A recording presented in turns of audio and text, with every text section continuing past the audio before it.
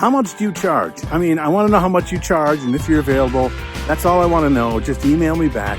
Tell me if you are and how much you are. That's all I want.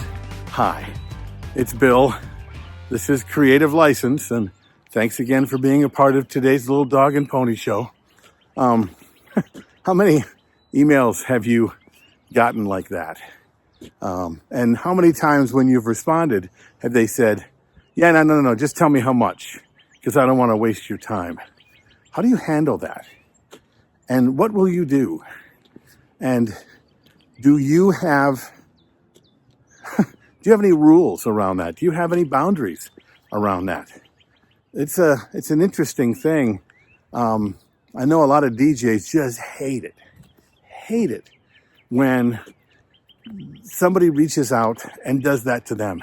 And then if they don't like it, or rather if they're okay with it, they'll respond back and explain, well, this is really important and we should really talk first. And then the customer's back again with, yeah, no, just tell me how much, because it seems like a waste of my time if I can't know what you are and what you charge before I go forward. And that's annoying, really, because the customer really doesn't know what you have, who you are, what you actually provide. Because if he or she thinks that DJ is the same exact thing, no matter where they go, then of course all they'd want to do is walk through the supermarket, turn around the can of DJ and look at the price on every one of them and just pick the one that seems reasonable with a wrapper that doesn't offend them and a logo that's kind of cool so they can go, see this? And I got it for that. I get why they would think that if in fact they think that we're all the same thing, but we're not. So they're not doing themselves a service by just asking for a price, but that is the way they're going to do things. Not everybody, but some people, that's all they want. So to be upset about it seems a little weird and counterintuitive. I mean, I know you wish you could help them. I know you wish you could be in front of them. Now, I'll give you an example. You know, I do a workshop, right? The Entertainment Experience Workshop I do a couple of times a year. This year I'm going to do it 3 times, twice in Minneapolis and once in London, England. And I had someone reach out kind of through another person about the workshop, and all they wanted to do was to find out how much. And they made a big deal about the fact that all they want to know is how much, and they don't want to waste their time talking to me or somebody else about the product before they find out how much it is. A person who's never taken the workshop, doesn't really know anything about the workshop, doesn't know if it's even right for them. And it, at first, caught me the way it catches everybody when they do that with us. Which is like, come on, give me a break, man.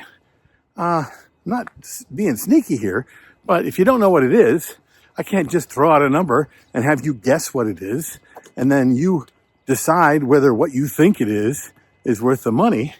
That doesn't seem fair to you or to me. And at first it kind of got under my skin, but then I remembered that some people, that's all they want. And some people, that's all they know. And until they know any different, they are right. In other words, all workshops are the same. I just need to know the price. Tell me the price. If it looks like it falls within the amount of money I want to spend or the amount of money that people charge, then I'll consider it. Well, okay. I completely get that. Because if you've never been to one, or if you've been to 2 and they were kind of the same, then you know what they are. That person is correct in thinking that this is how this is, and this is how this is going to go. In fact, they may have had a conversation with somebody else, like your customer talking to another DJ, and they got him on the phone, and they did it twice, and they went, well, this is just a sales tactic. I get that. If that's what has happened the last 2 or 3 times that you've looked into something like that, then you're absolutely correct, because that's your experience of it. It's just a sales tactic, and you want to avoid that. You just want to know the price.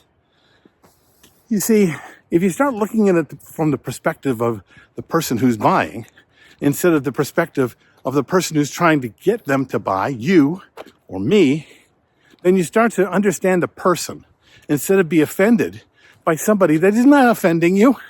They're just not. This is the way they know how to do it and the way they want to go about it. And that's okay. And once I get there, it's easier for me to say, well, I understand if that's the way you work it. I've got my system. You've got yours. I guess we're at an impasse. Really nice to meet you. And if you ever want to talk, just give me a ring. We'll talk. But I'm not hurt. I'm not upset. And because I know I'm not trying to get away with anything, right? Now, if you're using it as a tactic, you're going to be found out pretty quickly.